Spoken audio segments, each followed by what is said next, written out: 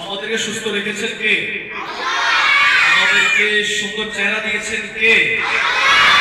আমাদেরকে সুন্দর একটি কণ্ঠ দিয়েছেন কে? সুন্দর সুন্দর কথা বলার জন্য শক্তি দিয়েছেন কে?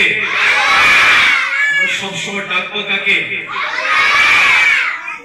মনে থাকবে আমরা বড় আলেম হব। মাদ্রাসার নাম কি? ইমাম বুখারী। মাদ্রাসার নাম কি? একজন হব ইমাম বুখারী, ইমাম মুসলিম, ইমাম তিরমিজি, ইমাম আবু দাউদ। ইনশাআল্লাহ পড়াশোনা করবা, তাহলে মাদ্রাসার নামে তুমিও বড় আলেম হতে পারবে।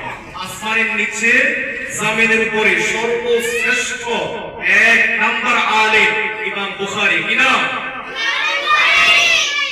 আমি তোমাদেরকে কয়েকটা সঙ্গীতের অল্প একটু বলবো, তোমরা আজকে বলবা।